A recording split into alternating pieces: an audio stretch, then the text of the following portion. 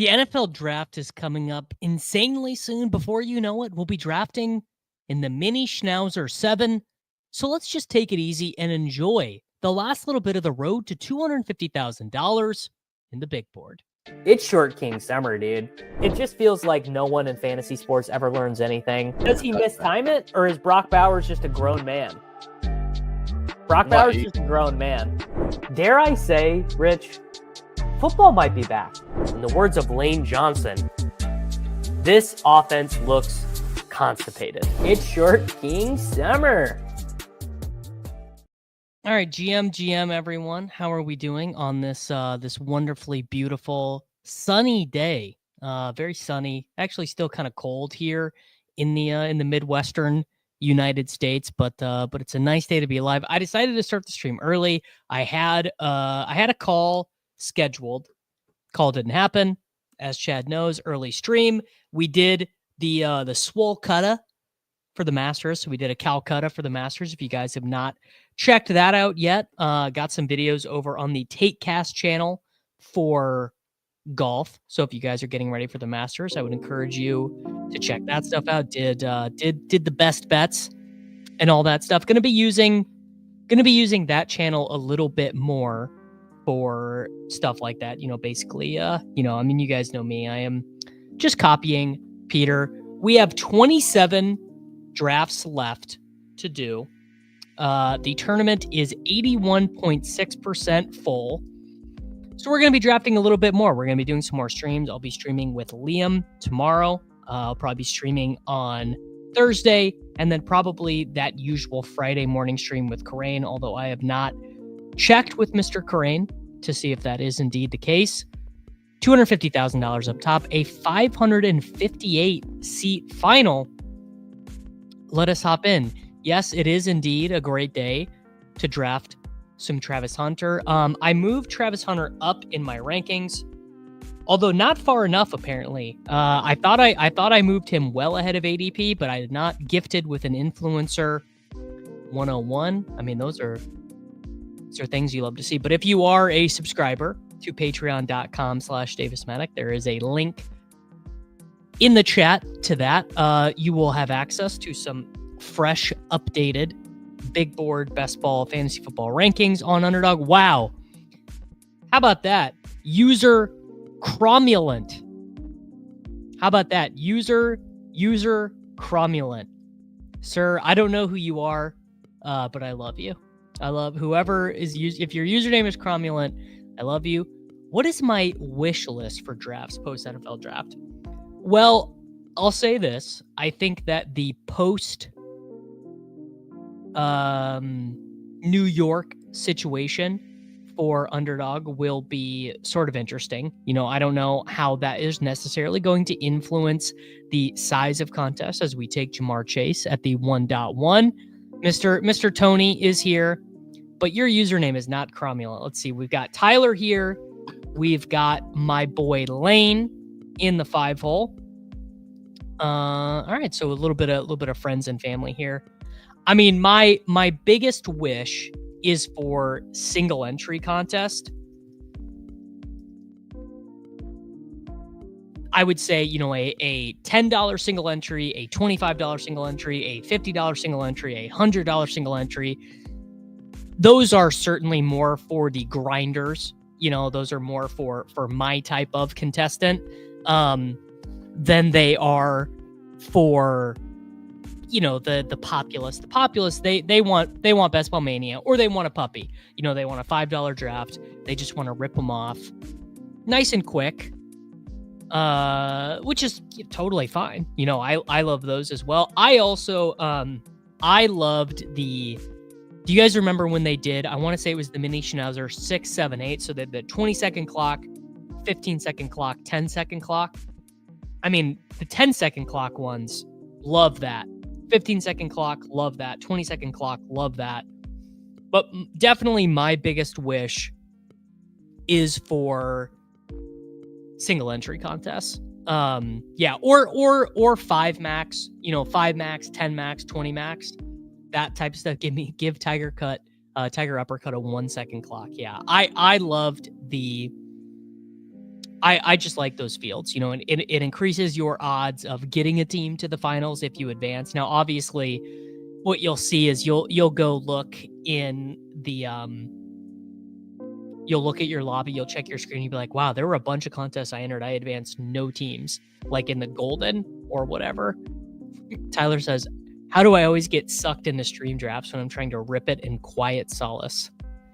Well, theoretically, you should have been in quiet solace, but I ruined it by starting my stream early.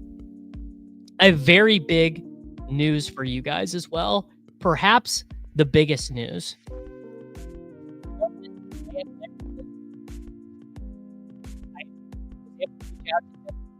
One Mr. Lan Larison will be a guest of the Take Cast next week. We are locked in. So Lan Larison will join the Hall of Fame with Patrick Laird, with Dylan Laube, with Brian Hill, other NFL running backs who have been on the show. So he has confirmed that to me.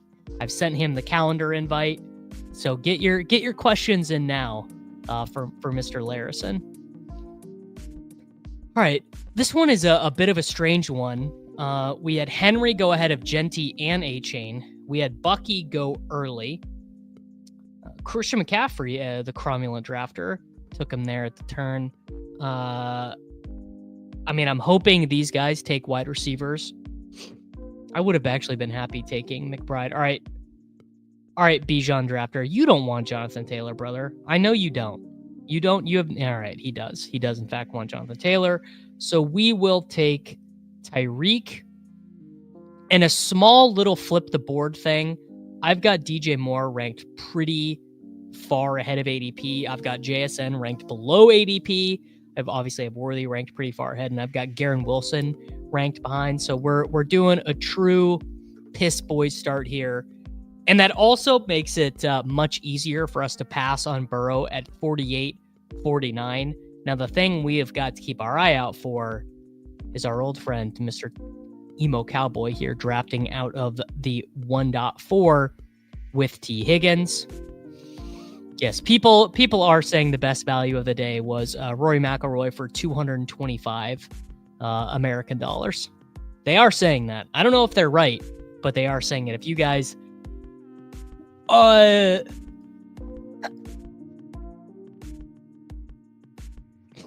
sneeze on stream doesn't happen to me very often. If you guys are not Swolecast subscribers,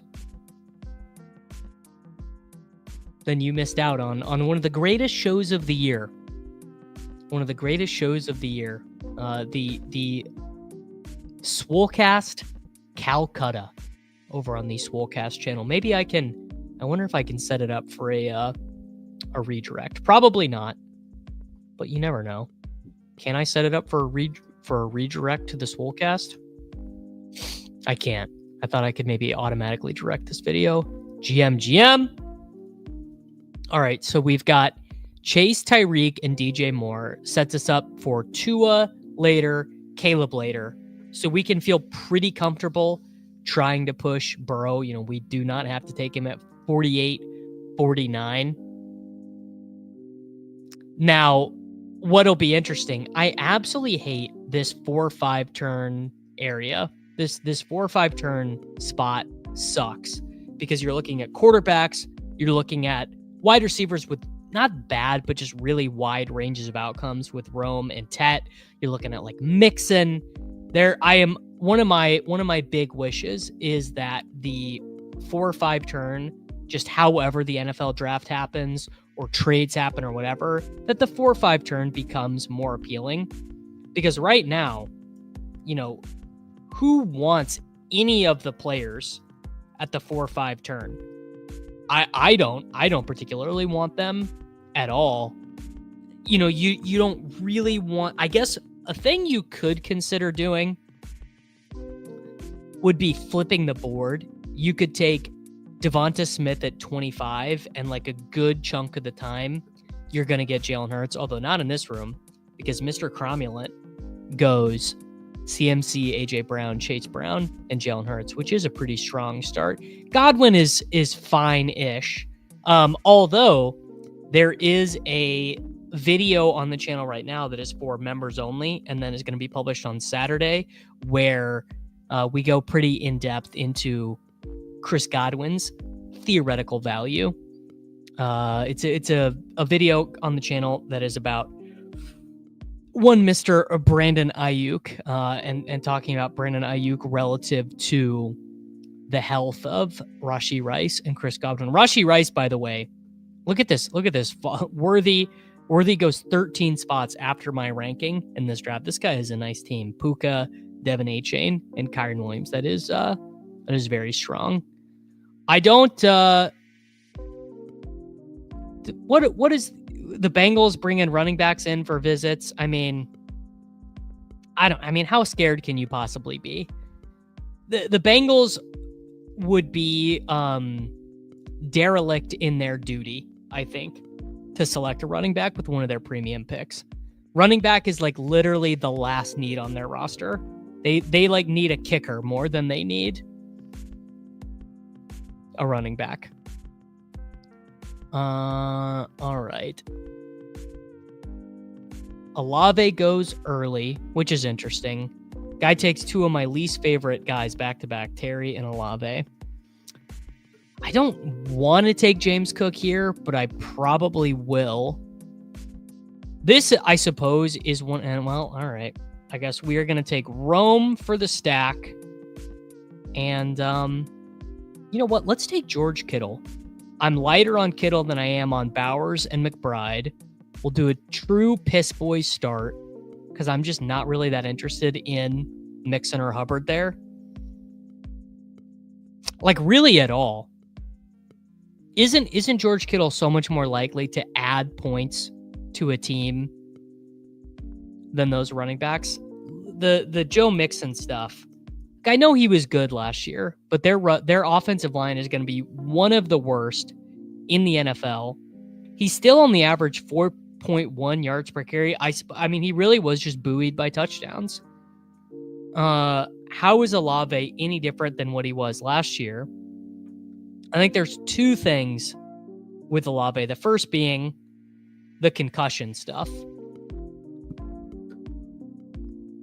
If we are going to ding Tua, which I think that we should, I think that Chris Olave's range of outcomes is pretty meaningfully impacted by a concussion, which just happens to wide receivers. It doesn't mean that Chris Olave has any like personal failings or anything like that. It just means that he is more likely to have a season-ending injury than other guys. And the Saints are even closer to truly throwing in the towel. You know, the Saints are to the point that the can has been kicked down the road about as far as it could be kicked. So they're just more likely to let go of the rope at the end of the year. And the most important weeks in all these tournaments, week 15, 16, and 17, the Saints are like fairly likely to be non-competitive. I don't think I'm like not taking Olave. I believe I have Olave ranked right with ADP. I have Olave ranked about 2 spots ahead of ADP, which feels fine. Olave was very good for those first 2 games last year also, and then really trailed off. And obviously the entire offense trailed off to some degree. But, you know, he had 2 for 10 against Kansas City, 1 for 5 against Tampa Bay, did have the huge game against the Chargers in the loss, and then was injured. I mean, don't get me wrong. Olave is a good player. His price got cut more than in half because of concussion. I'm buying him aggressively in round 5. Well, you know, we did ADP chasing earlier this morning, and Jacob was with you. Jacob's 2 most drafted players are Jalen Waddle and Chris Olave. So, you know, I don't think you're wrong. Outplayed is probably not quite right, but maybe it is. I mean, Shaheed was very good. But I would say, just in general, I am a Saints pessimist as opposed to a Saints optimist. And yeah, we had no ability to select Joe Burrow in this draft because He went uncorrelated, unstacked to Ben Bob 5. He looked at his sheet and he said, what if Joe Burrow, unstacked, uncorrelated with Devonta Smith and CeeDee Lamb, is what you need to win the big board? Gotta tell you, I'm really out on this price for Najee. I mean, I have Najee ranked basically where I had him before in the 80s. I have Najee ranked 84. Hard for me to make a case Najee ahead of Travion. How do you make the case for Najee Harris ahead of David Montgomery? Frankly, I cannot do that. David Montgomery feels like the best possible outcome for Najee Harris. Or like David Montgomery's season last year, even with the injury. So David Montgomery in 14 games scored 12 times with 36 receptions as well, 1,100 yards and 12 touchdowns. I mean, and even Caleb Johnson, even James Conner, honestly, James Conner feels like a better click to me. All right, so we are going to be able to get Rizzy P, and we're also going to be able to get, you know what, on this team, let's actually do James Conner, because we're going to hammer rookie running backs later. So let's do James Conner here just to get a nice little adult, and we'll actually be able to double tap. Theoretically, we should be able to double tap quarterback at the next turn with Caleb and Purdy. So we've got James Conner as our anchor, Jamar Chase, Tyreek Hill, DJ Moore, Rome Odunze. We've got 2 double stacks set up. We'll see if the room gives it to us. It's possible they won't. Yeah, Conner, I mean, I wouldn't say that I think James Conner is a slam, but James Conner is, he's sort of inconvenient truthing his way to being a value. He's basically never been bad in the NFL. Now, he is 30 years old. He is, as of right now, he is 29 years old, 338 days. So he's entering into his age 30 season, but he played in 16 games last year, 4.6 yards per carry, 51% success rate, was productive in the pass game, actually very productive in the passing game, 7.5 yards per target as a running back, which is pretty strong. Pepper Tony reporting that he is a fixture in Kyler Murray's YouTube videos. That is bullish. And, you know, I was also a little bit lower on Trey Benson as a prospect. You know, everyone got pretty frothy about Benson. Not that I think Benson was bad, but Benson was, I think, pretty overrated as a prospect. He had that crazy knee injury his freshman year at Oregon. He was never a workhorse. 316 total carries in college. Let's guess here. Let's play a game. What do we think the max touches Trey Benson ever had in a college game was? As Tyler says, receiving backs age more gracefully. Staff loves him. Yes, the Petzig rush offense, very efficient. The Arizona Cardinals offense, you know, just basically does not work without the threat of the run game. Benson maxed out at 20 rushes against Florida, and in fact only ever had 7 games with more than 15 rushes. And weirdly enough, for a guy who is kind of expected to be a receiving back, Trey Benson, 1 game with more than 3 receptions. Yeah, 16 is not far away. Ooh, Ben Albright says Arizona seems to love Cam Skattebo, high on Connor Benson. Well, I mean, Cam Skattebo is what was the McShay comp? It was James Conner left in the dryer too long. I can definitely see that. Yeah. So I think maybe my rankings actually might be fractionally too low on James Conner. I would not want to build my entire profile that way. You know, I wouldn't want him to be like a 25% guy for me, just because of age-related decline risk. You know, it would just be inaccurate of me, or it would be facetious of me inauthentic of me to want to, kind of soft fade McCaffrey and Henry due to age-related stuff and then say, but you got to jam James Conner. There's a time and a place for James Conner, I will say. Am I buying the Breece Hall rumors? He's definitely not going to get traded. I'd say, I don't know, sub 5% he gets traded. But unlike my other compatriots in the fantasy football industry, unlike Karain, unlike Jacob Sanderson, I am a Braelon Allen respecter. And as a Braelon Allen respecter, I think there is a chance that there ends up being a legitimate committee there in New York. All right, Baker goes, fading one pick here to get the double tap of dreams. I love it when a plan comes together. So you know what? I'd be fine taking Kyler here too. But this is a great way to make up. And there we go. Welcome to the team, Caleb Williams. Welcome to the team, Brock Purdy. So we might even take 7 running backs on this team and only 2 quarterbacks. So we have Caleb double stacked with DJ Moore and Rome Odunze. We have Brock Purdy stacked with Ricky Pearsall and George Kittle, with a wide receiver room of Chase, Reek, Moore, Odunze, Pearsall. So we're definitely going to have to fire hard at the rookie running backs, but that's basically my favorite thing to do. The rookie running back class, we've spent so much time talking about it.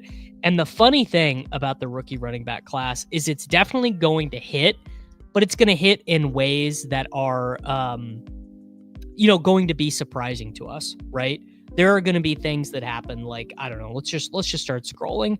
So one of the things that might happen is Damian Martinez might be a guy we're kind of drafting, thinking is going to have a role right to begin with, or, has a chance to be a day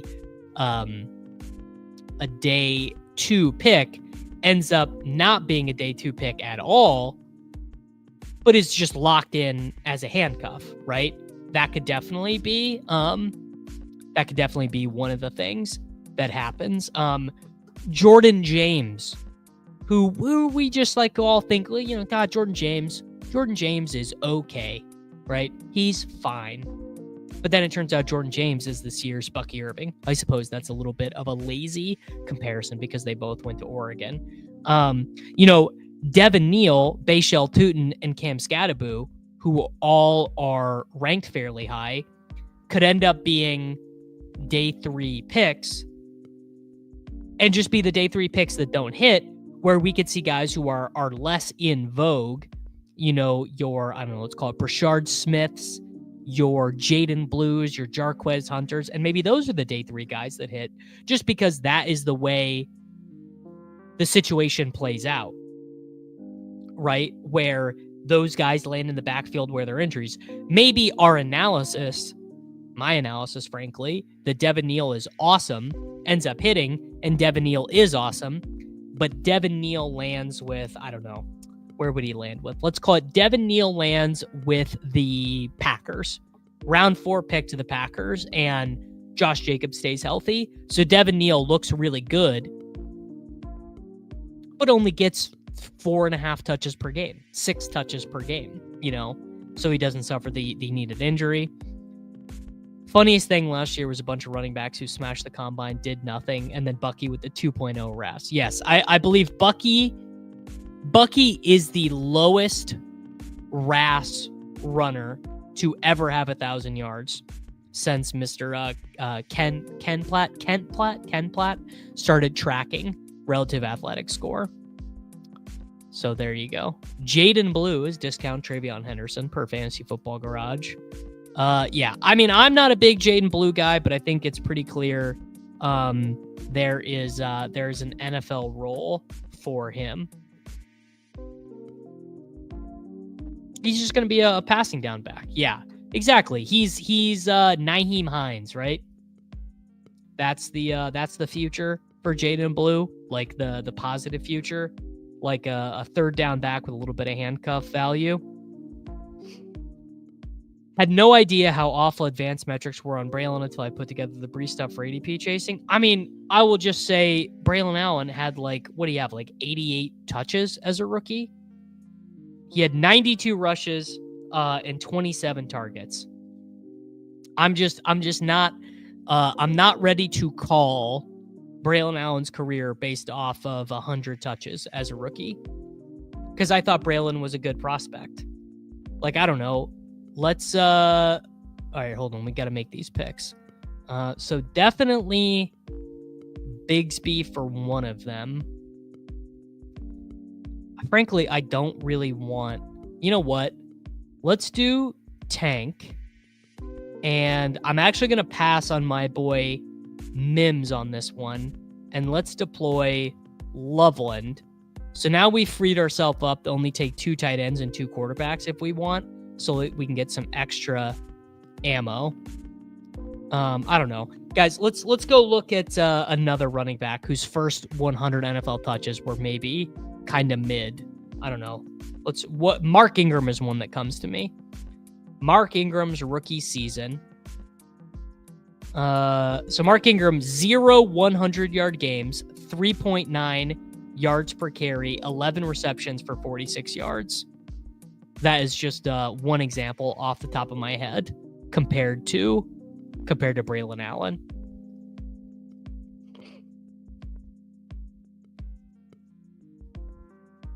Who else in there is yes, Mark Ingram did win the Heisman and then was bad.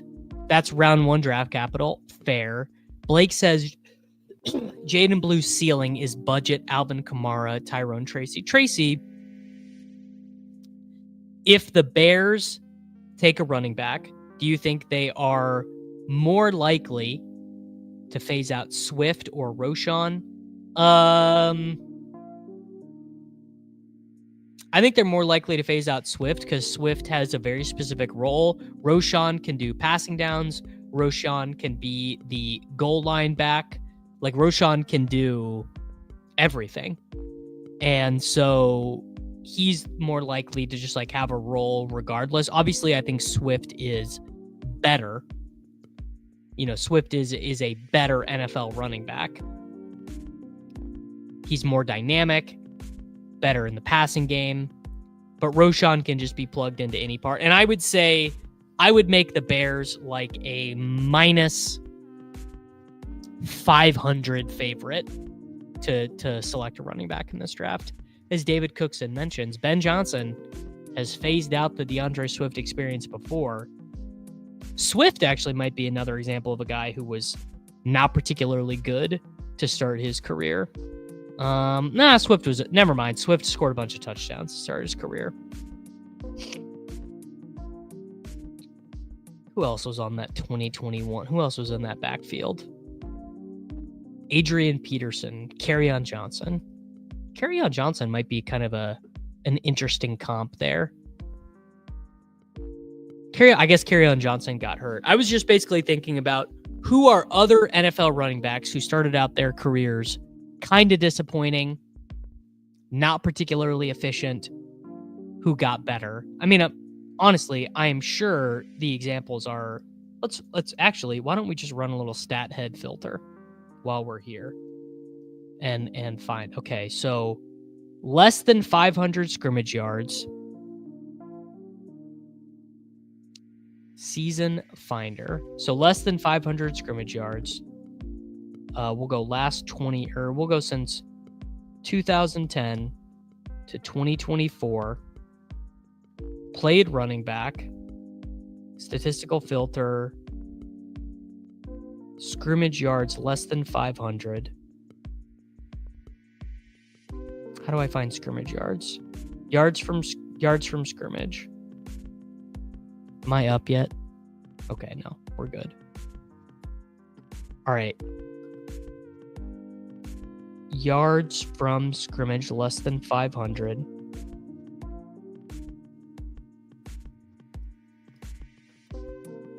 Draft status. Drafted round 3. I'm using a site called StatHead. I'm about to post it here in a second. Oh, I got to I have to log in. Turns out that's helpful. Derrick Henry? People are saying.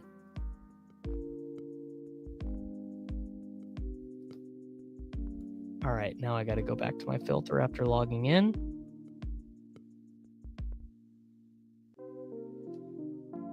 Okay. Share results. Oh, hold on. I got to make these fix. All right, let's do... You know what? Let's do... I take like no Dylan Sampson. Renner had him really high on his board.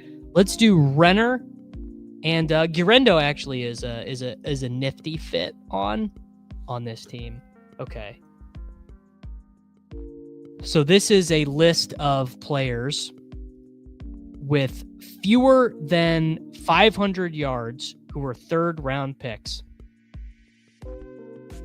Kareem Hunt, Brian Westbrook, Alexander Madison.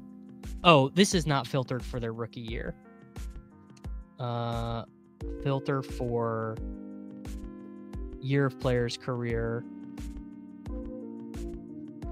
Okay, hold on. I got to go back and filter for year of player's career. Then we'll figure it out. See, you gotta get things right. Year of player's career. First year. Get results.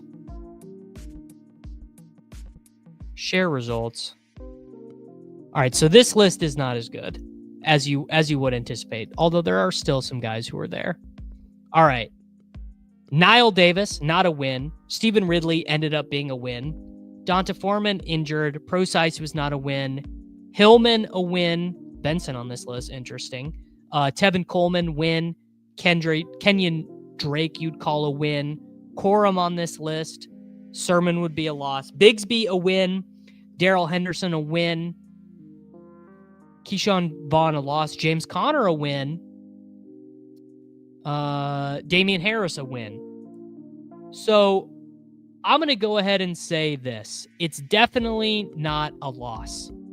Definitely, I'm willing to... By win, I'm saying that the production got better and that the role got better. That is what I'm saying as a win. I'm not saying they were like a smash, but that the role year over year got better and the production year over year got better. A premature win, people are saying. I think that turn was strong. I think Dylan Sampson, a guy I'm really light on. I should be trying to get more of him. If I'm saying, like, if I'm saying on one hand, this is the greatest rookie running back of all time, then I probably shouldn't, on the other hand, say, oh, well, there's no chance Dylan Sampson is going to be good. If guys like,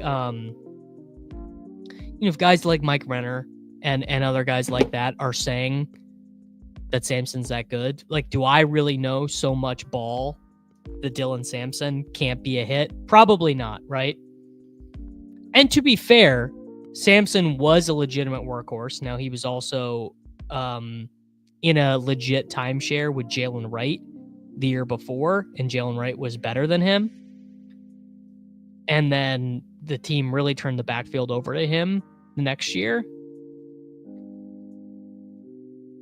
Gonna have to take 2 more bumblebees, though, with the next pick. And actually, look who just showed up in the sidekick, our old friend. His ears must have been burning. Braelon Allen. I'm thinking we probably do we do double onesies? Like, do we just go two quarterbacks? All right, definitely Devin Neal here. Now, do we need... man. We might be back in the wider... You know what? Let's actually do Io Manor here. because there'll be other running backs we like later. But Io Manor and Besh and Knoll are kind of like the last upside tier at wide receiver, at least in my opinion. Raymond, you might have come up with Bumblebee. You might have. Renner's top 12 on ETR was wild. Well, I mean, is it wild? You know, a lot of these guys are going to have different opinions, you know. And I will say I did move Jalen Milroe up in my ranking stuff a little bit.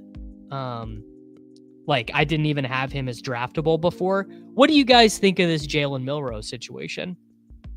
Because it's my feeling that Jalen Milroe is super useful for fantasy if and when he ends up starting.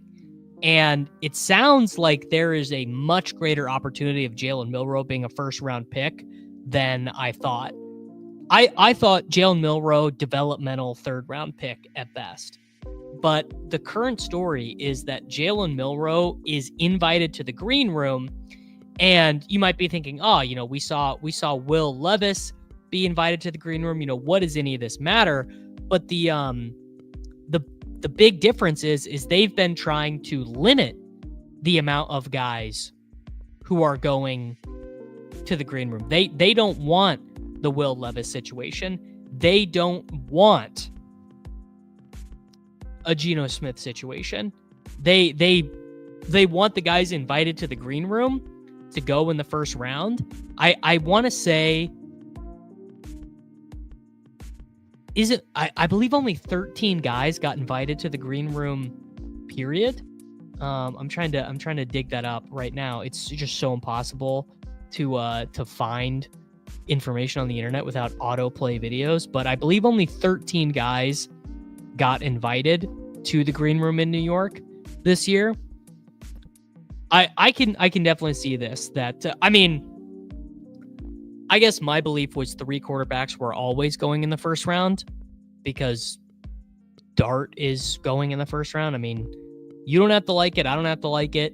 You know, it's probably going to be to the Steelers or the Seahawks. Yeah, our boy Anthony Amico did on, believe his Substack is called In the Aggregate. I was just reading it actually before doing this, that Amico did one of his big mock draft updates, and he included Milroe to pit. Exactly. Sanders doesn't fall. Dart goes round 1. Milroe sneaks in late round 1. Dart has a Will Levis fall. Well, you know, it's hard to say if that is true, because I think maybe the only people anticipating him to go in the first round are people who are way plugged in.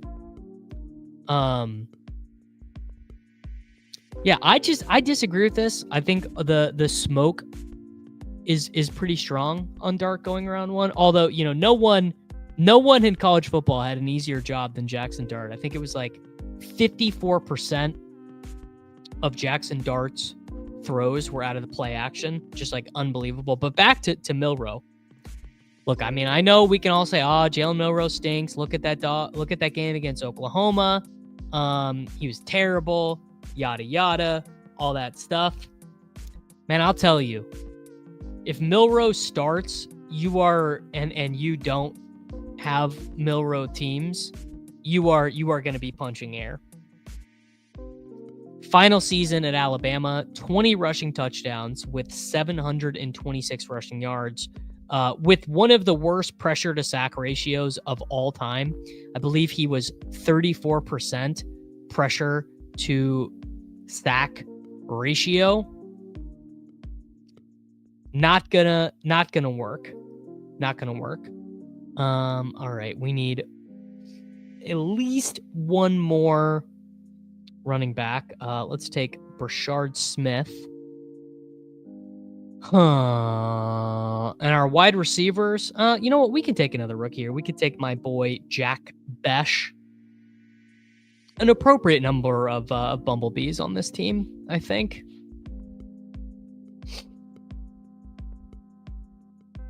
Slamming him in DFS. Yeah, at Giga slamming him in DFS. Yes, absolutely. Milroe could start the same way that like Sam Ehlinger started games. Bills Mafia thinks Milroe goes to the Saints in the second. Kellen Moore gets his Jalen Hurts. I mean, let's not get it twisted. Jalen Hurts is 19 times the player that Milroe is. 32 touchdowns, 8 picks his final season at Oklahoma. Led college football in yards per attempt. Led college football in yards per completion. Led college football in quarterback rating. While also running for 1,300 yards and 20 touchdowns. All due respect, Jalen Milroe is not Jalen Hurts.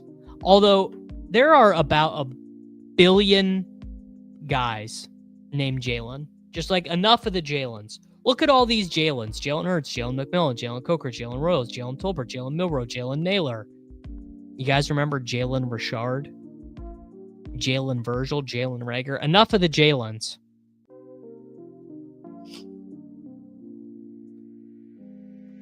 Enough Jalens, brother. Why is it so popular? Yeah, exactly. Not even showing the Jalens. Jalen Waddle, Jalen Warren, Jalen Wright. So many Jalens, bro. It's even worse. It's like worse in the NBA. Jalen Brunson. Yeah, Jalen Brown.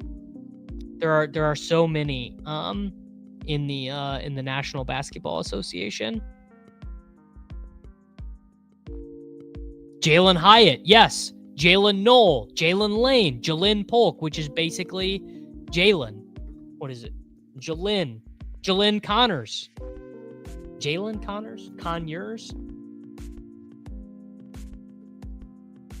Jalen, yeah. Yeah, Jalen Lane. It's there are so many of them.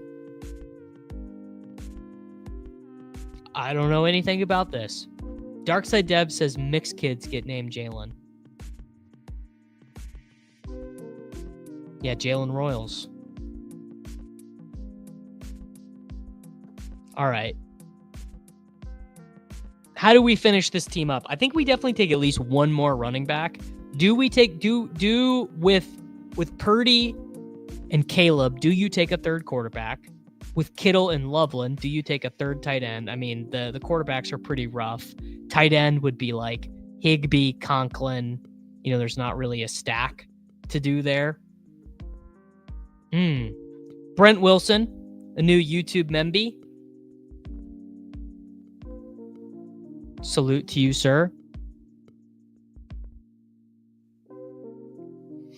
Jalen Rose was the first Jalen. People are saying it more and more.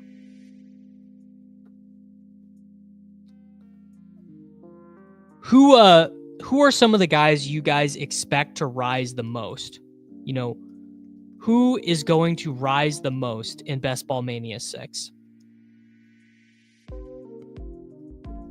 I think some of the guys, I think Brashard Smith will be a big riser. I wonder if Kyle Williams, he's wide receiver 84 now. I wonder if he ends up being a big riser. Josh thinks Noel. Hunter, yeah, although Hunter's getting kind of expensive now.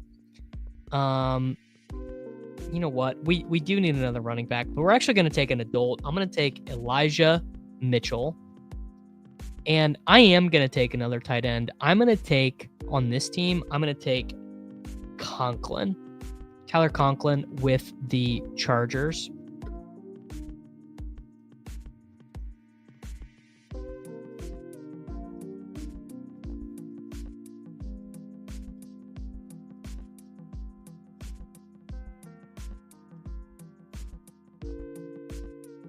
Fannin riser, Travion Henderson riser. Mr. Rays 33 says Brashard Smith is B. Smith is his most owned. Yes. Whoever the Broncos take at running back, 100% whoever the Broncos take at running back. It literally does not matter who it is. Whoever the Broncos take at running back, way up. Oh, Big Steppa, you know Ball. Ray Davis when Cook holds out. I was talking to the guys at ADP Chasing this morning, and they think that there is a chance that the Bills take a running back. What do you guys think about that? Kyle Williams, riser when the Titans take him. Yeah, pairing up what's his name? Pairing up Cam Ward and Kyle Williams, who were college teammates. Shower narrative for the Titans.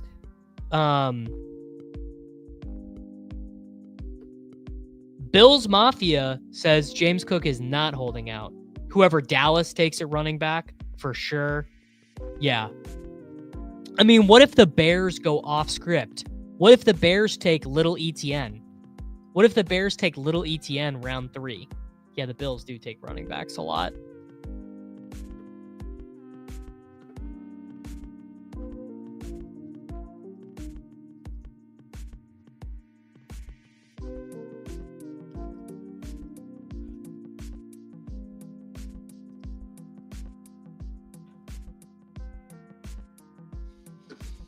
As we're talking about it, Ty Johnson gets drafted. That's a good bit. Bills draft ETN in the 5th. I guess everyone's taking a running back. Yes, Pat did also say, is there a better start? No, there's definitely not a better start than Genty Bowers. You basically have 1 year draft with Genty Bowers. All right, guys, we have a 2-7-7-3. Caleb Williams, Brock Purdy, James Conner, Tank Bigsby, Dylan Sampson, Isaac Urendo, Devin Neal, Brashard Smith, Elijah Mitchell, Jamar Chase, Tyreek Hill, DJ Moore, Roma Dunze, Ricky Pearsall, Alec Iomanner, Jack Bash, George Kittle, Colson Loveland, Tyler Conklin. What are we doing with our final pick here? Are we doing wide receiver? Do we take 8 running backs? Do we take 8 running backs? I think this could definitely be an 8 running back team. There's really not any reason for another wide receiver. If Chase, Reek, Moore, Rome are not hitting, this team is not winning. But another lottery ticket, honestly, another lottery ticket at running back here probably is just way more helpful. We don't need Dart. I mean, maybe can't even take Milroe. I think I'm gonna take another running back. Ricky White. I fear that this is the first time that T-Bear on this channel has known Ball mentioning Ricky White. So shout out to T-Bear for knowing Ball.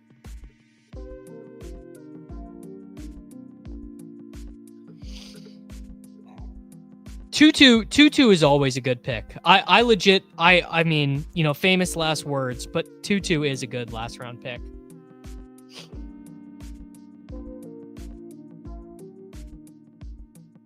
All right. T-Bear's evolving. Yeah. Okay. You know what? I am going to do the sicko build. I'm taking another running back. Mainly the one thing I got to do is I can't have, I do like last round Turpin, but he's already been drafted. Tutu, it's so true. Tutu is a Schrodinger's last round pick. He is both good and bad. He's definitely going to be on the field, but he also stinks. I've decided to commit to the bit, and instead of a third quarterback, I'm taking another running back. And the running back I'm going to take is I'm going to take a guy that you guys have been telling me for weeks that I'm too low on. I'm going to take Little ETN. I'm going to take Trevor Etienne with my final pick of this draft. And go back and pull it up. So we have a double stack, Caleb Williams and Brock Purdy. Caleb Williams is double stacked with DJ Moore and Roma Dunze. Actually, a pretty triple stacked with Isaac Urendo, Ricky Pearsall, and George Kittle. The running back room, we took 8 running backs. James Conner, Tank Bigsby, Dylan Sampson, Urendo, Devin Neal, Brashard Smith, Elijah Mitchell, and Little Trevor Etienne. Wide receivers, Jamar Chase, Tyreek Hill, DJ Moore, Roma Dunze, Ricky Pearsall, Alec Iomanner, and Jack Besh. Tight ends, George Kittle, Colston Loveland, and Tyler Conklin. the best ball ownership on Tutu is pretty low, Coolers. I bet that Tutu is drafted less than 20% of the time in all big boards. Yeah, Bigsby and double ETN. James Cook was not projected to go super high. That's true. Bills Mafia is a big little ETN guy. Ball is Life is a big little ETN guy. Frankly, I think little ETN is pretty bad. Yeah, I think little ETN stinks. But that's why they don't pay me the big bucks. That's why they don't even pay me State Farm bucks, brother. All right, this is big board 124 of 150.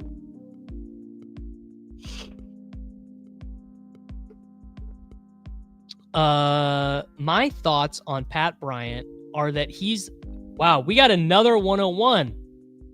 Double 101s? Gonna have to I'll have to try and make this one different. I'll do something different on this one. So Pat Bryant is one of these hard prospects that is hard to analyze. Let me pull up his college football reference, because he played for a non-functional offense. So these were you guys tell me if you recognize any of these names. These were Pat Bryant's quarterbacks: Brandon Peters, Artur Satowski, Tommy DeVito. Yes, that Tommy DeVito. Let me take Jamar Chase here at the 1.1. So that Tommy DeVito. He was also teammates with Chase Brown. Luke Altmaier, John Paddock, then Luke Altmaier again. Bryant had a absolutely unreal dominator rating his final season at Illinois. Hold on, I'm updating this timestamp on Pat Bryant. So he had 984 yards. No one else on the team had more than 652. He had 10 touchdowns. No one else on the team had more than 4. He was awesome. But how do you evaluate that? He was also older, right? So he's also 22 years old. I would have a hard time. I would have a hard time ranking Pat Bryant inside my top 10 wide receivers. Now, is Pat Bryant, is he better than Nick Nash?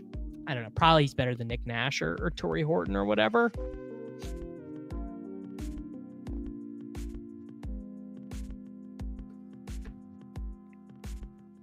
It's Short King Summer, dude. How's the cut going, Tyler? How you feeling? I'm gonna keep it 100% real with you guys. My cut is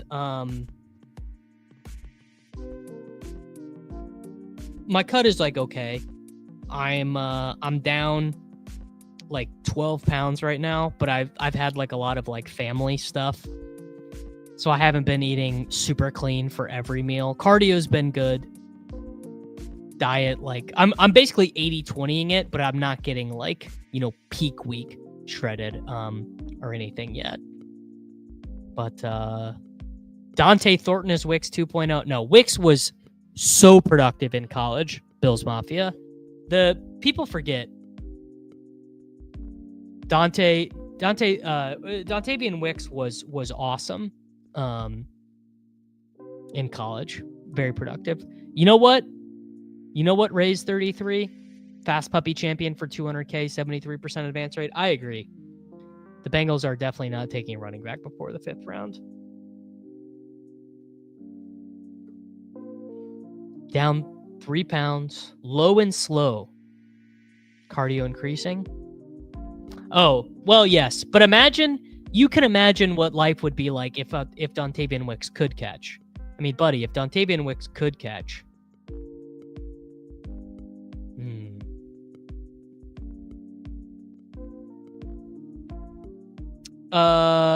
Isaiah Bond as wide receiver 4. Can't get there. I get it. I disagree. I disagree with Waldman, but I get it. Because Bond has elite traits, but he just doesn't translate them all that much. Went to 205 to 185 by intermittent fasting, cutting high sodium. Well, what do you want to get to, Brady?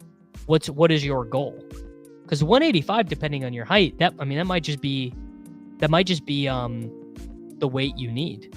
But what is your goal at 185? Because there are different ways to accomplish what you want to accomplish, but it really depends on what it is that you want to accomplish. All right, let's do. You know what? We're flipping it. We're gonna do Bucky Irving, and we're gonna take Xavier Worthy. We flipped the board. So Bucky, a guy, actually the cover boy, the thumbnail here. 175. So if you want to get 10 more, I would do the opposite of this. You could up the cardio if you want, but what I would do is I would tell you to go really low on the calories or on the carbohydrates. If you wanted to get to 175 from 185, I would say I would probably only eat carbs at dinner. So I'd probably do no carbs in the morning, no carbs at lunch, strict protein and fats for breakfast and lunch. And I'd go 160 grams of protein, probably as your baseline goal. That's what I would do. That's about what I'm on right now. I'm like 100 grams of carbohydrates max a day. I do not think Tyler is dumb. I think Tyler knows ball. Walking 9 holes is exercise, 100%. Yeah, running sucks. And frankly, running is, 100%. Yeah, if you just stop eating bread, it is actually like, not that bread is inherently bad, your body needs it, but most people just live such a sedentary lifestyle that they never use the carbohydrates that they're eating, even if you work out, right? I mean, the most, you want to know, running is pretty inefficient. Running is pretty inefficient for burning calories in terms of like, oh, dude, I just ran 6 miles. I must have burnt off my whole meal. And then you run 6 miles and you burn 400 calories. It's like 2 donuts. Not even. I think 400 calories is 3 Oreos. So it's like you can literally run like 6 miles and not burn any calories. Yes. 6 miles, probably more like 2 Oreos. Probably more like 2 or 3 Oreos. What is the caloric content of an Oreo? Calorie content of an Oreo. Oh, yeah. 140 calories for 2 cookies. So you could probably eat 4 Oreos for 6 miles or so. Whereas the more but anyways, what I was saying is you want to know the less efficient thing is lifting weights. The actual effort, like the biggest deadlift of your life, like let's say you maxed out deadlift or you maxed out squats as hard as you could, you're still not burning that many calories. So you're going to burn more calories at rest, and muscles are more efficient at using calories than fat and all that stuff. But the most efficient exercise to lose weight is walking, and it's not even close because you could just walk infinite. Assuming you are relatively trained, you can walk 20,000 steps in a day. Swimming is very efficient for burning calories. That's true. If you chew a piece of gum while you swim, you use every muscle in your body. How about that? A little bit of ball knowledge. Anyways. Wow. This feels like an absolute heist. Trading Jalen Waddle for Xavier Worthy in Dynasty. That doesn't actually even really feel all that fair. Your league mates are going to hate you, brother. Man. If that's out there, I'm gonna go offer that. I'm in a league. I'm in a league with Leone and Gretsch and Dink and Karain and these guys, and I have Jalen Waddle in that league. Jalen Donut Waddle. I mean, I think if Tyreek gets traded, you still are fine bailing on the Jalen Waddle experience, because Xavier Worthy is going to be in a better fantasy space for sure. Also, just making a mental note, I think we have 2 back-to-back auto drafters in this room. So, wow. And Amari and Hampton. Oh, frick. I thought he was going to come all the way around to me. He doesn't. All right, I took Rome on the last one. Burrow already went. So let's take Tet on this one. And let's take Jordan Addison on this one. So we've got Bucky as our anchor. We're not going to be able to get Burrow with Chase. Maybe Mahomes will come back to us. We've got Tet. Actually, Mahomes will be ahead of ADP, and we can take JJ McCarthy.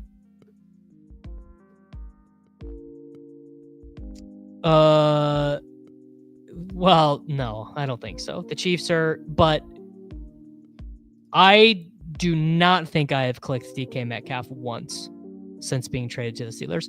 How does DK Metcalf bury me? So let's say that's true. How does fading DK Metcalf bury me? Because these are the range of outcomes.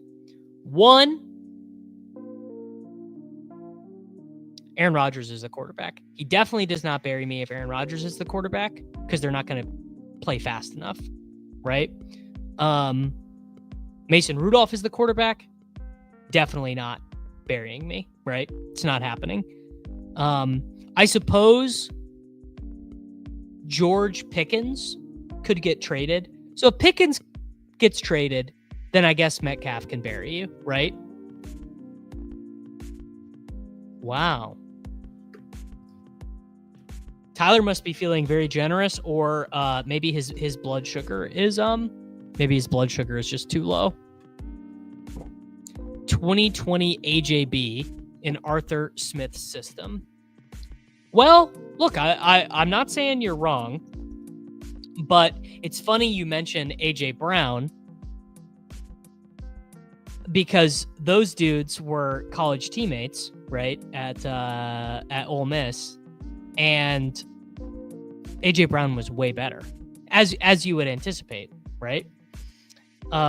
So this is just a good little bit of lore for us to remember this stuff on, because you guys are not even going to remember the name DeMarcus Lodge. But this is the 2017 Ole Miss football team. AJ Brown goes for 1,252 yards and 11 touchdowns. DK Metcalf plays in every game, gets outproduced by a fella by the name of DeMarcus Lodge. Actually only gained 190 more yards than Van Jefferson. Funnily enough, Dawson Knox on that team as well. And then the next year, for the 2018 Ole Miss team, he gets outproduced by them again. Gets outproduced by AJ Brown again. Elijah Moore on that team. Braelon Sanders. I mean, this is just a very funny trip down memory lane. But basically, point being, AJ Brown better than DK Metcalf. That's all I'm saying. Real. You guys know that picture of DK Metcalf and AJ Brown? Crazy photo. I will enjoy. Steelers quarterback throws 88 interceptions, and DK runs down and trips the defender every time for strip 6. Well, yes. So I'm not anticipating anyone disagreeing with that. But what I'm saying is I would not expect DK Metcalf to plow unfertile ground with the same efficacy that AJ Brown has plowed unfertile ground. If that makes sense. God, pick 67 for Najee Harris. Anyway, I like DK Metcalf as a player. I always have. I've always been higher than the market on him. Whatever happened to DeMarcus Lodge? Did he ever end up playing in the NFL? Do we think DeMarcus Lodge... This is a good question. Did DeMarcus Lodge ever catch an NFL pass? The answer is no. The answer is no. The only unfertile ground DK plows is in the foursome bedroom. People are saying it more and more. I want to say DeMarcus Lodge maybe played in the UFL or the XFL or something. Looks like he was on the Bengals practice squad. So shout out to him for making the Bengals practice squad. What do you mean you don't get the analogy? What about that analogy was unclear? All right, we're going to do, this is easy. We're going to take Judkins and we're going to take Mahomes. We are cooking with gasoline. Mahomes, Bucky, Judkins, Chase, Worthy, Tet, Jordan Addison. I think the analogy is very clear. Do you guys think I'm being unclear? That's what I'm saying. It was a good analogy. I feel like I tried to reach across the aisle there. It was good guys on both sides. 3-hole is going for the DK Pickens Rodgers stack. Oh, shout out to him. I mean, this is a good stack, right? Not that many teams are going to have it. I think the 4-hole is the one that's auto drafting. So he probably is going to get it. The unstacked, uncorrelated Joe Burrow does just always make me laugh. What will be the biggest surprise of the draft? Man, that's a funny one. Because it's like, obviously the thing that is going to surprise is going to be surprising to me. Probably from our perspective, what will be the biggest surprise of the draft is the total number of running backs who go, but the lack of how early they go. You know, that is probably what is going to happen. So it'll be like, you know, we think that Travion Henderson and Quinshon Judkins and Caleb Johnson, all these guys are like early second round picks or whatever. But I wonder if something that happens is the NFL just goes, you know, there are a billion of these running backs. They're all pretty good. Why would we take Caleb Johnson at pick 42 when I could take Damian Martinez at pick 160? So that could be one of the things. I think probably one of the big surprises to maybe more, you know, I don't know, let's call it casual fans of the National Football League or of who are not big draft sickos will be Tet McMillan being drafted after Tet McMillan. No, Marcus Golden going ahead of Tet McMillan, rather. Yeah, Loveland going really early, but probably is just a crazy trade that we don't know is happening. You know, and it's obviously because it's going to be surprise. It's hard for me to know what that would be. But I think we will likely see, you know, some, you know, maybe Tyreek gets traded on draft night. I don't know. I'm thinking about what are some of the potential trades. Maybe the Dolphins do a crazy trade for a tackle. Maybe the Patriots do a big trade for a wide receiver. I don't know. Could the Browns do a salary dump trade? Is there a something the Browns could do to set themselves up better for the post Deshaun Watson era? Kirk Cousins trade feels, I mean, that doesn't have to be done on round one, obviously. Ayuk getting traded. I mean, I think that is more live than sort of your average person probably would believe. You know, I don't know if I don't know how much the 49ers want to be in that. Do I think the Dolphins will trade Tyreek? You know, I don't think the Dolphins want to trade Tyreek. I think the Dolphins think they have a competitive roster right now. the 7 seed in the AFC is like fairly gettable. And they might even think, hey, maybe the Bills defense stinks. But I think Tyreek could just be like, dude, I don't want to play here anymore. I'm sick of playing with Tua. I'm sick of Mike McDaniel's bullshit. I just want to catch bombs and I want to win some games. I would take the under on Pickett 40% to be the starter personally. I would say unlikely that it's 40%. Where's Amari signing? Amari signing nowhere, brother. Not until the season starts. Amari Cooper is cooked. He is as bad as cooked as it gets, I think. Saskatchewan Roughriders. Could be. Yeah, Tyreek also, it's true. Tyreek wants the bag. And I mean, look, man, get your money. Tyreek, you should get the bag. Well, I guess I wish I would have taken Rome instead of Tet here because Caleb is going to get there. I think Dart will probably start the back half of the season for whichever team takes him. Which, in my guesstimation, all right, bang. We're going to take Travis Kelce and do the stack. Do we have a quarterback situation we need? Not really. All right, let's take Christian Kirk. I'm like pretty low on Christian Kirk total exposure, but he's obviously a very good pick. He's a fine pick.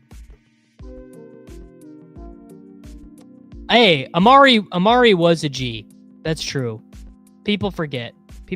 Amari, one of the greatest wide receiver prospects of all time. Well, Arsenal just scored against Real Madrid, going up 1-0 at the Bernabeu, right? That's a pretty big result. Declan Rice scores against Real Madrid. Big time. Yeah, Amari to the Pats on a 1-year deal. I mean, the Patriots wide receiver room. That is some dire stuff going on in the Patriots wide receiver room. Why would Amari be cooked? I don't know. He's just old and not good anymore. There was a great quote about Amari Cooper. So Matthew Berry, every year he goes to the combine and writes an article based on what he talks to scouts, he talks to front office people, he talks to GMs, and they were basically just like, yeah, dude's terrible. An unnamed scout told Matthew Berry that Amari Cooper is cooked and has no gas left. Amari could kind of be a Watkins retread thing. I mean, it's very Chiefs. 2 years ago, Harmon said it was the best route running of Amari's career. I mean, I believe it, but that is the way football goes.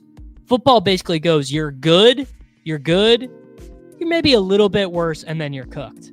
So 2023, Amari 72, 1250, and 5, including that crazy explosion game at the end of the year. And then it was just completely over. In the 8 games that he played for the Bills, his best game, he had 6 for 95 in that crazy game where Josh went absolutely nuclear against the Rams. But how about this? The 48-42 win against Detroit. This is actually crazy.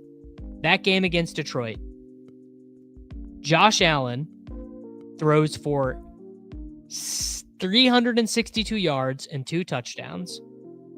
Khalil Shakir has 7 targets. Kincaid has 7. Ty Johnson has 5. Dawson Knox has 3. Mac Hollins has 3. Keon Coleman has 2. Ray Davis has 2. Curtis Samuel has 2. James Cook has 1. You know how many targets, receptions, and yards Amari Cooper had in that game? 0, 0, 0. 0, 0, 0. Cooked Amari Cooper. They call him Amari Cooked. As Adam says, there's a reason it's called the age cliff and not the age steady decline. Also, yes, people do forget Amari Cooper, the guy you needed in week 16, and then he got hurt and didn't play in week 17. Also, I'm willing to forgive you guys because this is a stealth stream, but you guys are drafting slow as shit in this draft. I can't wait to be streaming mini schnauzers with a 10-second clock. I'm bullish on Travis Hunter if he goes anywhere. Well, he wasn't good for the Browns either, bro. Was sitting in first last night in Major League Baseball with 4 innings to go. Fell from 3K to 100. Man, not fun, brother. Not fun. Let's see. I've done some teams for this evening on the old dog application. How many teams do I got going?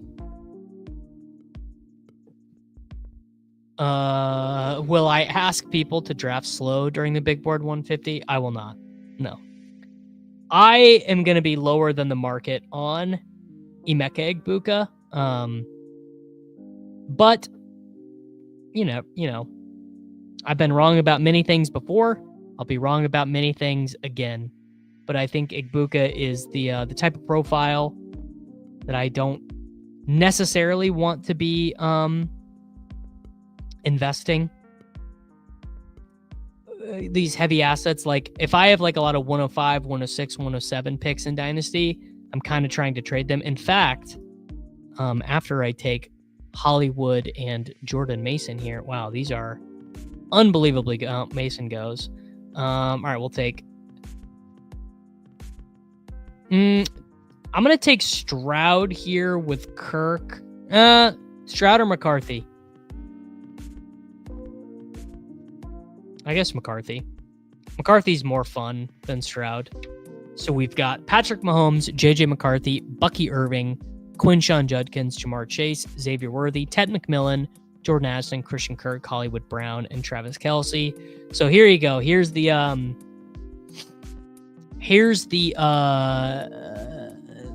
Davis Mattek say the line Bart team. Amari is 30 years old, and I don't think a down year means he's finished. I think you would be surprised at how many guys are done when they're 30. I think you would frankly be very surprised to see how many guys hit 30, and that is it for them. Here, let's just random example. I'm just gonna pull up some guys that I remember. Miles Austin. Remember Miles Austin? So Miles Austin goes at age 28, stays healthy, goes 66, 943 and 6, age 29, done. Never plays meaningful football again for Dallas. Absolutely done. I don't know. I'm just trying to think of some other 30-year-old. I don't know. When did Anquan Bolden start dusting it off? Now, I guess Anquan Bolden, bad example. Anquan Bolden never really dusted it off. He was hurt, but it was his wrist though. Bills Mafia. He hurt his wrist. Dwayne Bowe. All right, Dwayne Bowe, age 29, 57, 673 and 5. Never scores a touchdown again once he hits 30. Thielen, great. Oh, Allen Robinson. Allen Robinson, very, very good example. So Allen Robinson turns 28. He goes from 102, 1250 and 6 to never more than 400 yards in a season. Jordy Nelson, true. ChatGPT told me that the Io Manor camp is Bolden. I promise you that there's no price where you want 400 yards and 2 touchdowns, really. Hakeem Nicks had compartment syndrome in his legs. So Hakeem Nicks had like a gnarly injury. Yeah, man. Hakeem Nicks was because he was awesome. The kids are not going to remember Hakeem Nicks.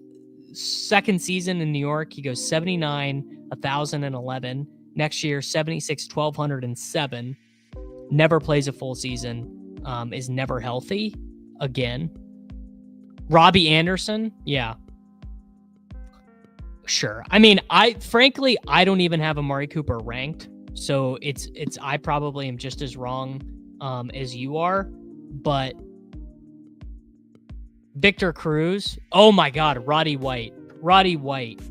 Dude, I loved Roddy White. But yeah, Roddy White, one of my earliest fantasy picks who really hit for me. And Roddy White was awesome in his 30s. So age 31, 92, 1,307. And after that, he's never the same again. 63 for 711. I guess 80 for 921 and 7 as a 33-year-old is not bad. I think that was the first Shanahan year. Plaxico Burress. Yeah, I mean, frankly, there are many of these guys. We could play Remember That Guy. Man, Kenny Britt. Kenny Britt was an all-time wasted potential. That's true. Oh, Kenny Britt, man. 1 year, and the kids will never remember these things. So 1 year, what year was it? In 2011, Kenny Britt started his year 5 for 136 and 2, 9 for 135 and 1. So, back-to-back 25-point fantasy games. Tears his ACL in week 3.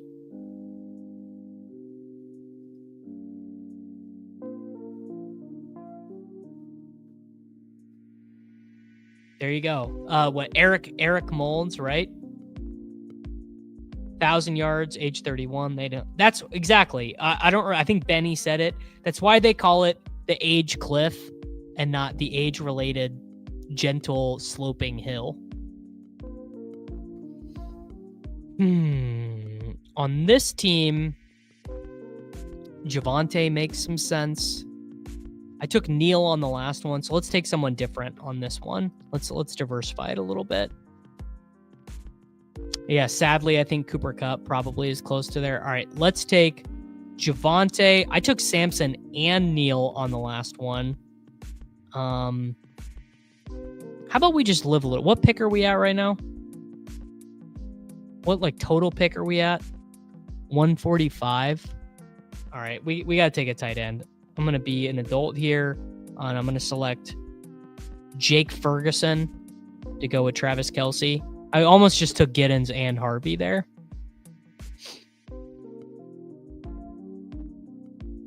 Brandon Cooks, yeah. I mean, yes, obviously, guys, what you don't see that often. You can see guys being good into their 30s, but what you don't see is you don't see the guy who sucked then becoming good. I'm really struggling to think of an example of a guy who sucked then figures it out. So AJ Green, someone just said, good example. AJ Green, age 29, 75, 1,008, plays 9 games the next year, 46, 694 and 6. Doesn't play his age 31 season, comes back 47, 523 and 2, signs with Arizona, 54, 803. I mean, he stunk. He was not even rosterable. Robert Woods, great example. Do you think there's any kind of dead zone type areas for rookies, and do you care for this contest? Thinking of guys who are overwhelmingly likely. Well, the reason why they're overwhelmingly likely to go on day 3, but they are still drafted where they're drafted in this quote unquote dead zone, is because we think they're good. We think that if they land in the right role, I think if Devin Neal on day 3 lands in a good spot, he's really likely to be useful for fantasy, whereas I am not certain that Jordan James or Trevor Etienne is likely to be good. Now, I think you make a good point here, which is I guess in the aggregate, if you asked me to bet, like you gave me a cost related bet, and it's Dylan Sampson, Devin Neal, Cam Scattaboo versus 15 different round 17, 18, 19, 20 picks, you're more likely to pull the marble that you want out of the last round. You're more likely to pull the season you want there. But the other fact of the matter is cost is super relative in the big board. These are effectively, I would say, I don't know, looking at the board here, basically I would say after like pick 135, 140-ish, these are all dollar players. If we're thinking of this like a fantasy football auction style, these are all players that go for $1, right? And so the difference between a 14th round pick and a 20th round pick is like nothing. Yes, you were thinking of Michael Thomas. Mr. Michael Thomas. By the way, Declan Rice scores again. A brace for Declan Rice against Real Madrid, the mighty Real Madrid. Derek Mason. Derek Mason was awesome. You want to know who else we sleep on? Again, a lot of you guys are frankly probably too young to remember. You guys remember Marcus Colston? He did fall off, but not to the same degree. So age 29, 83, 1,210. Then he goes 75, 940, and 5. Then 59, 905. Then finally his last year, he really sucked.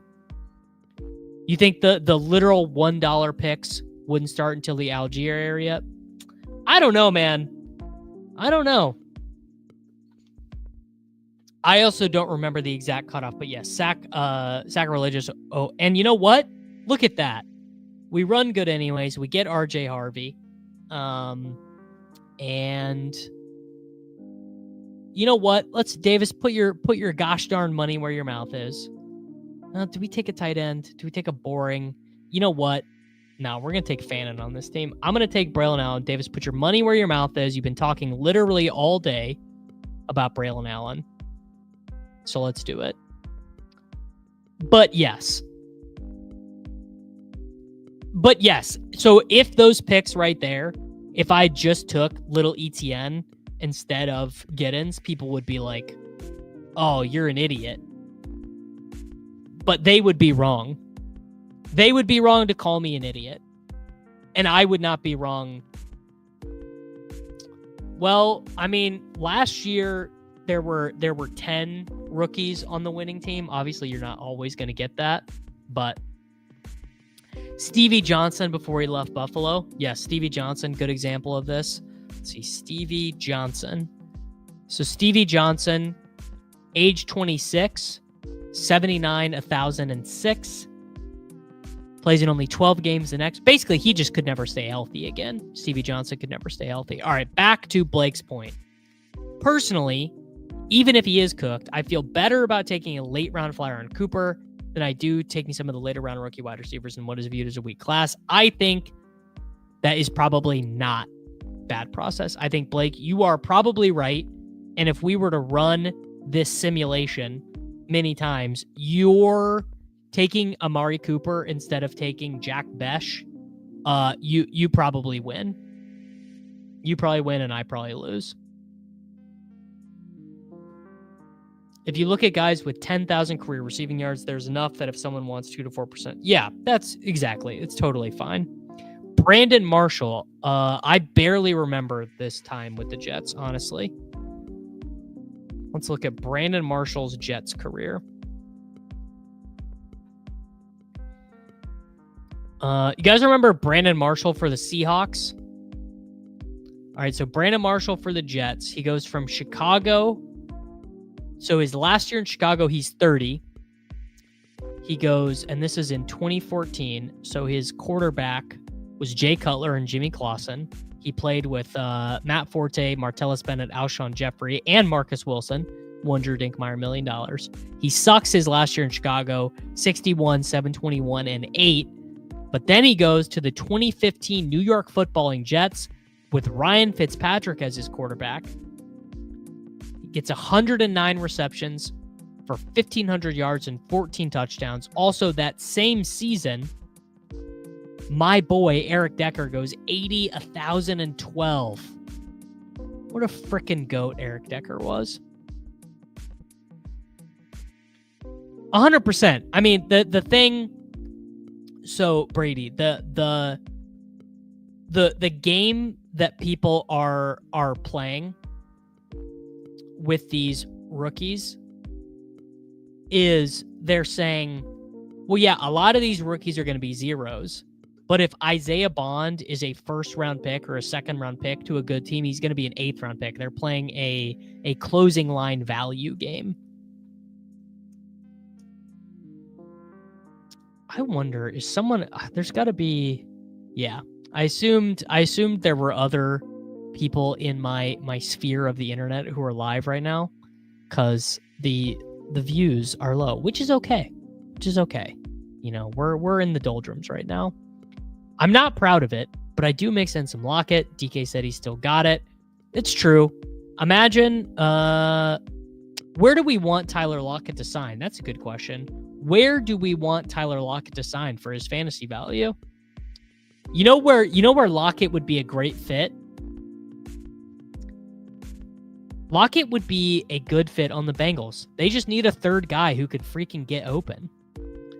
Okay. We are going to go Harold Fannin Jr.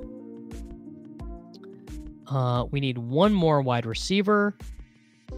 We can stomach another. I'm going to take Kyle Williams. I've been light on the Kyle Williams experience, and it's time for me to get woke. I'm sorry, bro. Yoshi is not good. I liked Yoshi. I was probably the first person to tout Yoshi. But Yoshi is just not a good football player. Well, he's fine at his role, but his role is not that valuable and not that useful.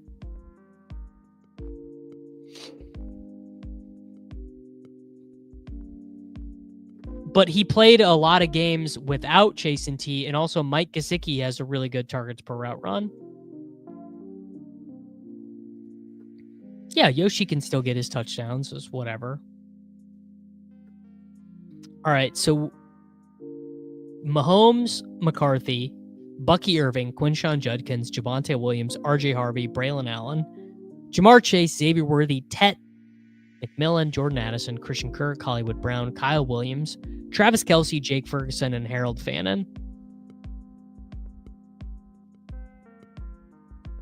Now, here's a good question, sort of a game theory question on Kyle Williams.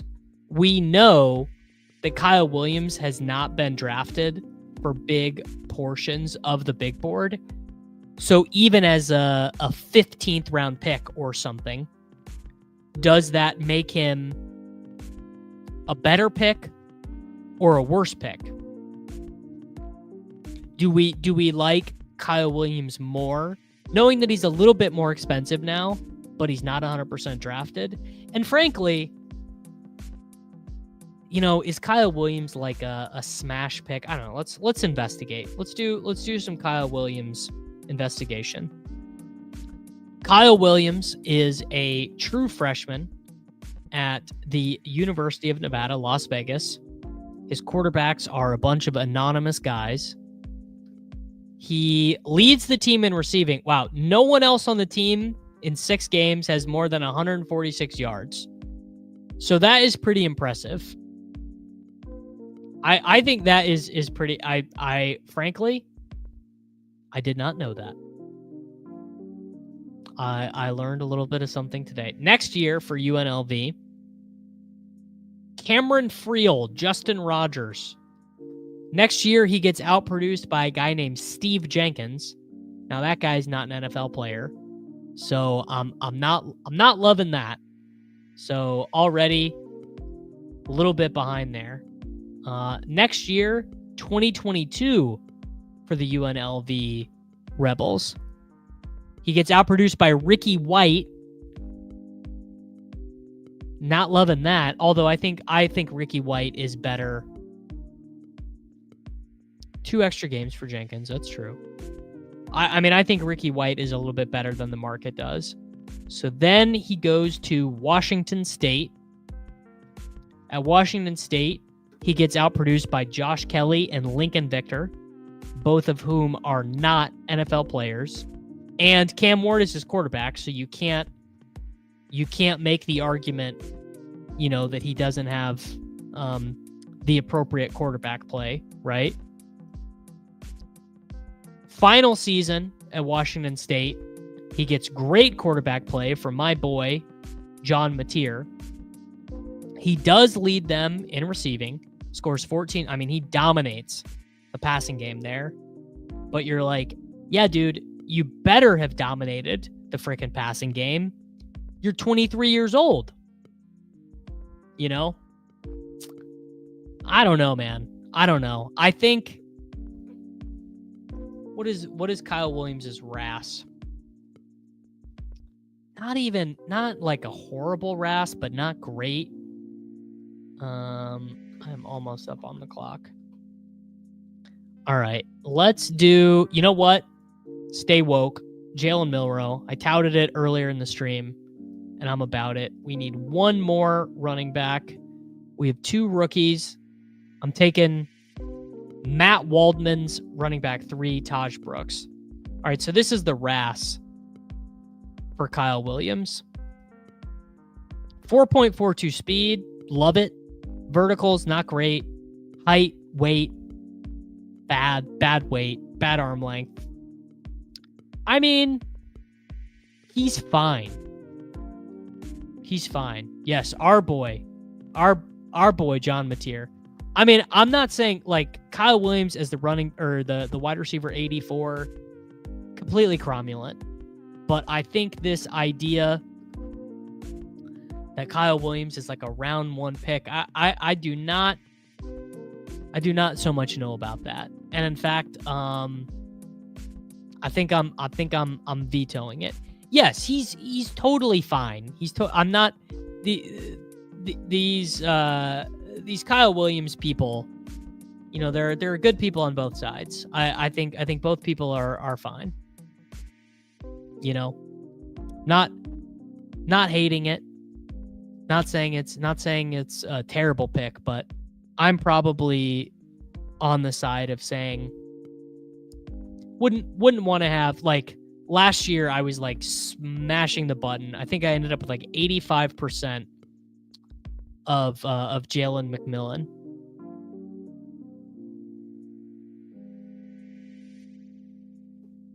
Wow, only 8 left. Well, I will Pepper Tony. I'll be streaming tomorrow.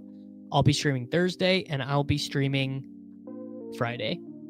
So you will have we'll be caught back up together quite soon.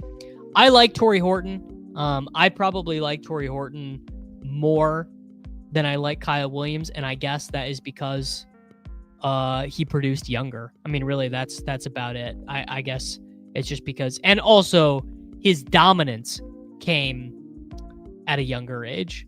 So in 2022 for Colorado State, he is the only player on the team with more than 26 receptions. He has 71.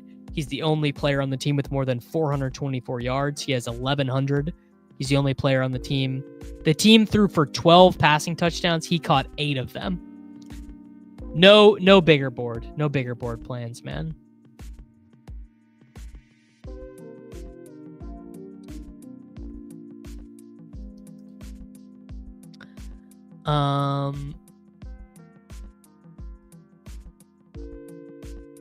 He could be a round 1 pick if every team has to draft a wide receiver. I was not that surprised to see no little board 2. I think that you could put that in the line of just one of the variables that got messed up by the unexpected New York ban. Steelers are hosting Colorado quarterback Shadur Sanders for a top 30 visit. Yeah, it just feels like that pick up there, that pick 21 that the Steelers have. I mean, that's going to be Shadur, that's going to be Milroe, or that's going to be Dart. It would be so insane for them to have not selected a quarterback there, I think. Eric Froton. I don't know if he was hyping him up as a high pick, but he was chatting with Karain on the Legendary Upside podcast about Elijah Badger. All right, guys, who's our final pick here? We have got Mahomes, McCarthy, and Milroe. Some nice alliteration there. Bucky Irving, Quinshawn Judkins, Javonte Williams, RJ Harvey, Braelon Allen, Taj Brooks, Jamar Chase, Xavier Worthy, Tet McMillan, Jordan Addison, Christian Kirk, Hollywood Brown, and Kyle Williams, Travis Kelce, Jake Ferguson, and Harold Fannin Jr. Taj, you don't even know how woke I am, brother. I could see another wide receiver. I could see either, actually. All right, my boy wants Torrey Horton. We're gonna give him Torrey Horton. Oh my God, I guess I'm not already drafted. So I guess we're going Savion. How about that? Already drafted. Sniped on Torrey Horton. I think I've got one Isaac Tesla team. All right, boys. That's it. We're done. We are getting out of here. I selected Savion Williams with my final selection in this draft. Drafting out of the 101 Nico Remigio. Yeah, right. All right, boys. It was an excellent little afternoon hanging out. I will be back with all of you tomorrow morning with one Mr. Cheslium. We will be drafting in the big board. Make sure to check out the Masters videos over on the TakeCast. Make sure that you like this video. Make sure that you are subscribed to the channel. And we are going to have a beautiful, great summer. I hope y'all are ready. It's Short King summer, dude. It just feels like no one in fantasy sports ever learns anything. Does he mistime it, or is Brock Bowers just a grown man? Brock Bowers is just a grown man. Dare I say, Rich, football might be back. In the words of Lane Johnson, this offense looks